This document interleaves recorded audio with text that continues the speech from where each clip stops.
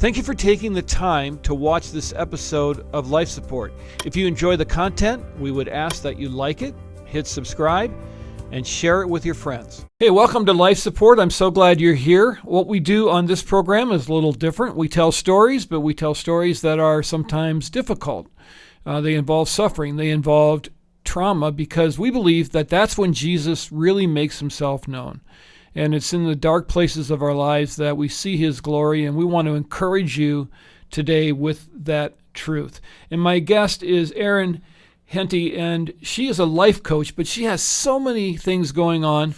And I'm going to let you, Erin, explain all these things that you have going on, because it's pretty amazing the areas that God has led you into. First of all, thanks for being here. Yeah, thanks for having me again. Yeah, tell me about yourself and what you're up to. Yeah, I feel like I've shared with you before, so I'll go through that really quickly again. But I spent 10 years in financial services as a financial planner, preparing people for unexpected things. And in 2015, I found myself navigating the unexpected when my husband Andy died suddenly, leaving us with me with the 3 kids that were 15, 8, and 5 at the time. And so just being able to go through that experience, I've really found comfort in supporting others. And a couple years after my husband passed, I ran into a resource I shared with you before, Brighter Days Family Grief Center. I decided to step up on the board with their organization so I could help support other families, getting them connected to resources when they need them during difficult times, because that was something that was so important to me on my own personal journey, but also found a lot of comfort in comforting others. And so being a leader within the Widow Mite organization here in the Twin Cities has been super healing for me in my own grief journey that I've experienced. Tell me, when you've gone through these various tragedies, and you told me that you lost your sister and your niece not long after that. And so you had to grapple with a lot of things, your father more recently. Mm-hmm. How has your faith worked into all of this? For me, I remember being glad that I had invested in my faith when these things started to strike, because there was a connection I already had with God that I could, all of a sudden it became really real, all this kind of theology and all these things that I'd learned. How about you? How did your faith work into all of this?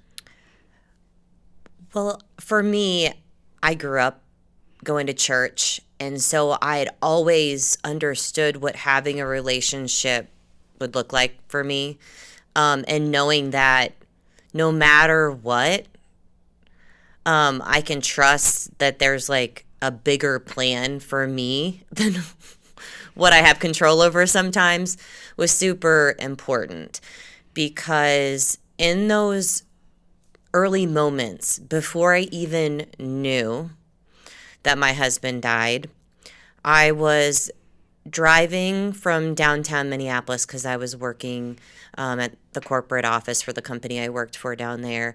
I was driving out to my husband's work, which was about 30 minutes away.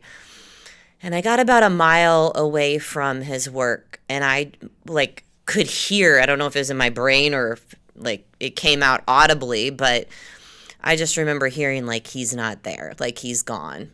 And it was this almost preparation for what was to come. And I didn't know that. It hit me very suddenly, and I was like, no, that can't be right. That can't be right. But in that, I also knew that I wasn't alone, that it was God preparing me to know that hey, he's not here, but I do know where he is, I do know that I'm with him. And that gave me a lot of peace in just knowing that no matter what, God's looking out for me. Because had I not really I don't even know how to explain it. It feels so bizarre, but having gone through that experience and hearing those words just prepared me in a way that I couldn't have expected. Because when I stepped into my husband's work and I was taken back to his boss's office and was about to get explained what happened, it was the coroner and the police chief and the chaplain that were in the room at the time. Not a good group. No. Yeah. My sister showed up minutes after I arrived and later on described it as the trifecta of death. Like, when you got the police chief, I didn't know. Like, it was just this I was waiting. It was like everything stood still for just a moment. I was waiting for them to tell me what was going on. But I remember the chaplain at the end of the conversation was like, do you have a church family that I can get you connected with? And I was just, for a moment, it's like, yeah, I do. And I have support. And I'm definitely not alone. And I always feel like God puts the right people in the right places at the right time for the right reasons. And it was from then on that I knew that I had to be surrounded with other people who loved not only me, but they loved Jesus as much as me, because they were willing to step in and kind of hold us up during that most critical time, during those early days of grief. And a pastor that I hadn't even met at the church ended up meeting me at my house. And my kids were with the nanny that day. And he's like, do you want to share the news with your children, or would you like me to talk with them?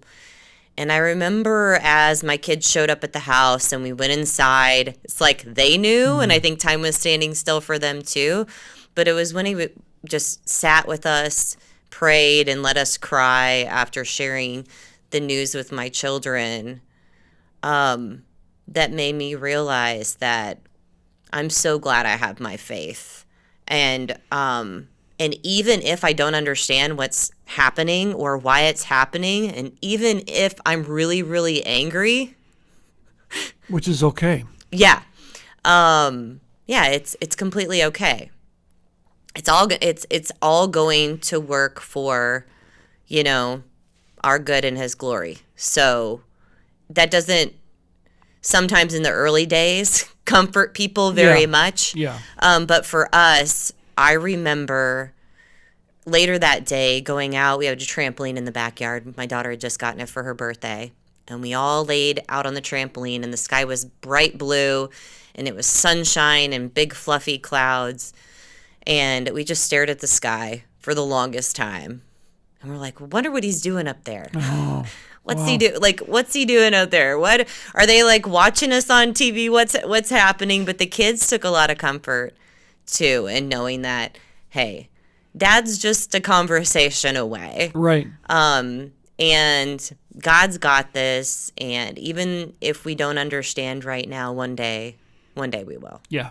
Yeah. I have an uncle that I always used to say, I ask him, like, don't you miss your friends and, my dad? And he'd always say, yeah, but, I know where they are.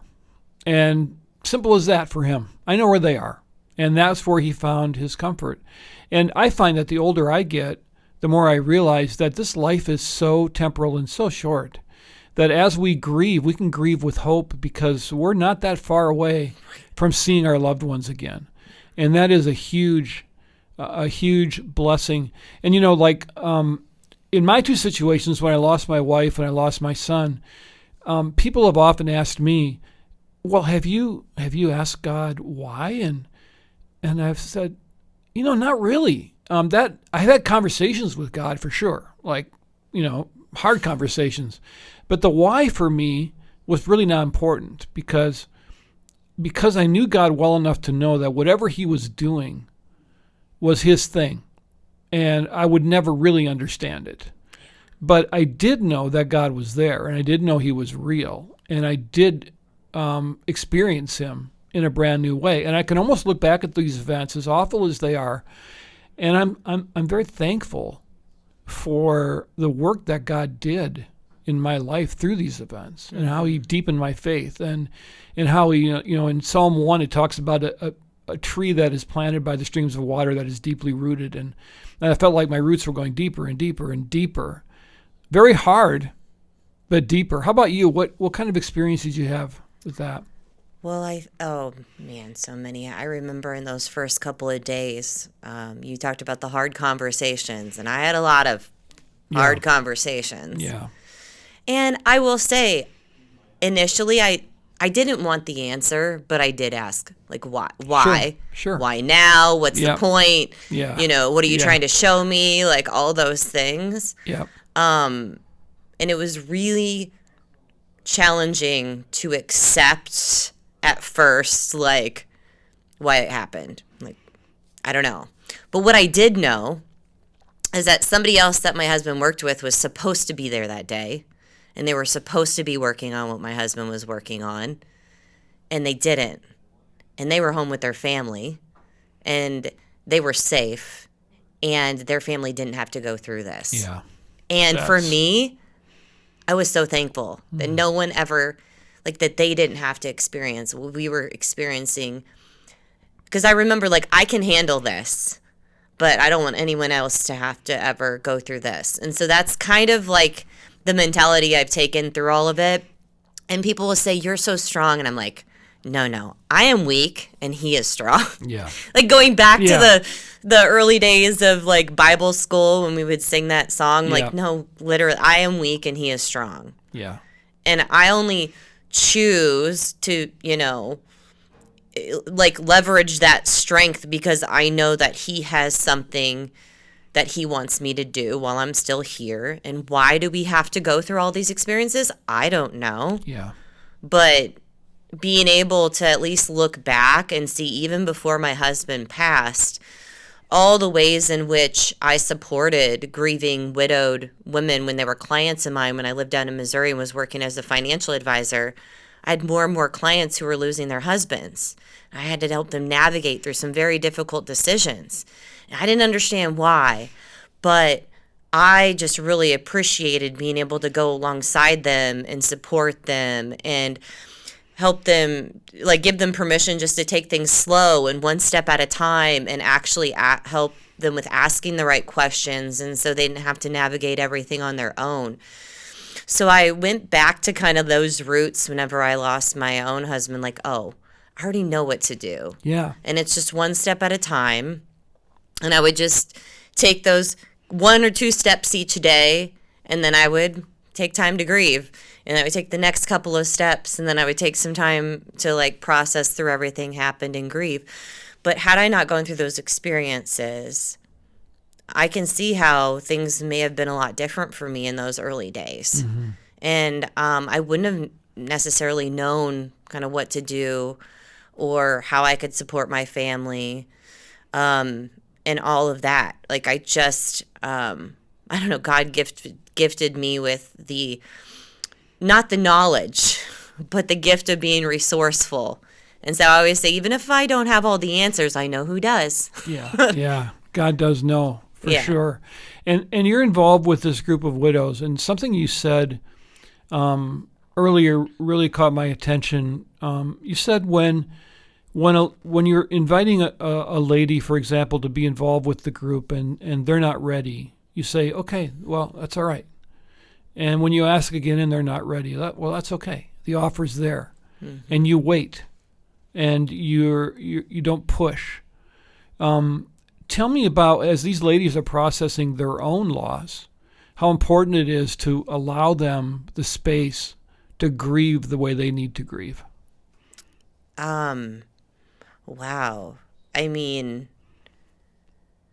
because, and we've talked about this before, because grief is so different for everyone, whether they were a caregiver before their loved one passed or they lost their person very suddenly, can, oftentimes determine what they need or what they want after their loved one passes. And some people just want to get out and be around other people because they've spent the previous 6 months, 2 years, 10 years, whatever it is, taking care of their loved one. And they recognize the need to like restore balance in their life. And for other people, when it happens so suddenly, even for me, it was like a shock to the system. Oh, man. Yeah. And I didn't go out right away and seek a support group.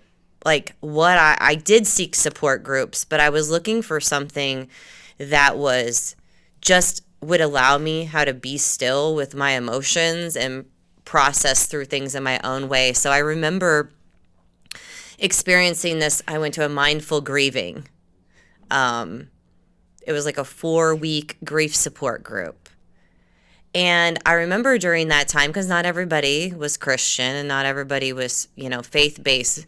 However, it was very important that the instructor said, whatever you're connecting with during this time, most importantly, we got to reconnect with ourselves. And just being able to be completely present for as much time as we needed during that session to I remember one time they gave us a piece of candy to put into our mouth, and we had to just let it sit there and only focus on that one thing that was happening. And the reason why I'm telling this story is because we don't know how long it's going to take for that piece of candy to melt in our mouth, but we are just focusing on how it tastes and how it feels and how it's changing something within us. And so for everyone who's going through their own grief process, I think that's really important. We don't know how long it's going to take or what it feels like for us, or like how other people may not know what it feels like for us, but it's okay.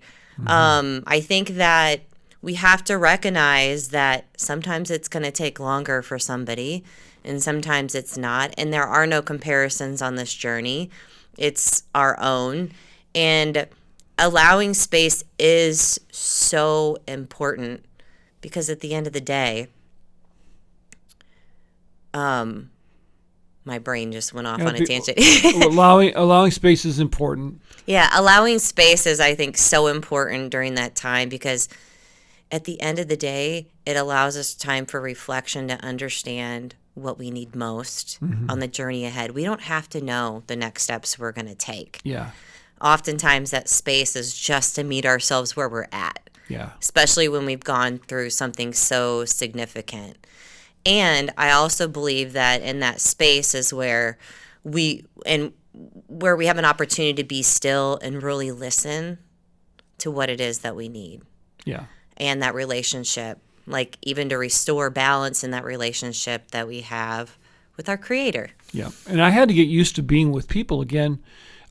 I was really scared of Christians for a while because I didn't know what they were going to say. And I didn't want to hear platitudes. Yeah. I didn't need Hallmark cards. I didn't need, hey, you're going to see your son again in heaven. I already knew all that. And I was afraid to poke my head out of my, But then once I was with people, I learned how to navigate some of those things. But, there is that aspect, too, of we have to give people space just to readjust because their life is never going to be the same. Your life is, I'm sure that sometimes you look at your life as before and after that event happened. And that's in many ways how I define my life. And so we have to give people room to be themselves and to find out what this new life is going to be like. Right. So the best way I can describe, you said the before and the after, right? But but there is both. And whenever we've gone through this abrupt, trauma, loss, whatever, our lives are completely shattered. And if I think of it as a stained glass window or a mirror or whatever, and all those pieces are laying out on the floor, in that space, you start to pick up those pieces. You remember things. Mm-hmm. You remember good things. You remember painful things. You remember all the things that you were before, and maybe you don't know kind of what you want next for yourself. But it's in that space that you can start to pick up those pieces, which are oftentimes equal parts pain and joy. As you start to choose them, I always describe it like this. You get to decide which of those pieces you're going to lay down next to start creating that solid foundation. And for me, it's never been a question. My faith has been the foundation, which I'm going to build everything on, right? Because it's, for me, the most solid, the most certain, the one that I can trust the most, that I'm not going to have to worry even if everything shatters again. Right. I've got that there to build upon once again. And that's been true after going through multiple losses. It's been my foundation. And for me, has been one that I can stand firmly on. And I can still question, and I can still get angry, Yep. and I can still be upset and go through all the process. But at the end of the day, I just really trust that whatever is supposed to happen in my life is going to happen whatever the way it needs to. And sometimes I don't have any control over that. And when I've gone through that process of acceptance, it's allowed me really to open myself up to those possibilities and, recreating some of those possibilities that once were before the loss of my loved one, so I can really just start to enjoy life again. Yeah. Start to design something that maybe had been unexpected, but can still be beautiful too. Yeah, that's really, really good. I love that illustration of the broken window. All right, so you gave me a website last time we were together of all kinds of great resources. So why don't you run through that again for me? Because I know there is someone listening right now that is experiencing this or has a friend that is going through something as well. For sure. So one of the resources here within the Twin Cities and all throughout Minnesota that provides resources for both those anticipating and grieving the loss of a loved one is www.brighterdaysgriefcenter.org. And Brighter Days Family Grief Center will really help be able to plug people into resources that they need when they need them most. And that could look like support group. It could look like therapy services. It could be financial resources, whatever level of support. There's partnerships to over 50 different nonprofits within Minnesota that we get. I say we because I feel like I'm a part of the organization. Well, yeah, for sure. That they get people plugged into every single day. They get thousands of phone calls every year. And their services and their connections to the support that's happening right here within Minnesota is huge. But most importantly, it's some of those national connections. And I know I mentioned previously Soaring Spirits is one of them that's linked out on their website for widowed individuals. But there's also organizations that support the loss of a child, the loss of a parent, the loss of a sibling, and other things. And so I would encourage people to go out there and just check out what's available. There's both faith-based and non-faith-based resources as well. So wherever they might find themselves today, I know there's something out there for them. Yeah, that's good. And the bottom line there is you don't have to go through this alone. Right. Right? Yeah. Because I think that's something that I had to discover for myself, that there are resources, there is hope, there are people that will know what to do. And it took me a little while to trust that. Yeah. But once I did, then it was a wonderful comfort to have people coming alongside and people that I could trust. And God is a master at bringing the right people into your life at the right time. Mm-hmm. And sometimes they're just ordinary people like us, or sometimes they're highly trained professionals that you need at that moment, and God all of a sudden, sends you their way. And it's pretty amazing to watch God work. Your testimony is really encouraging, and I appreciate you sharing it. I know that you're helping a lot of people, and I know you've helped a lot of people by being here. So thank you so much. Yeah, thanks for having me.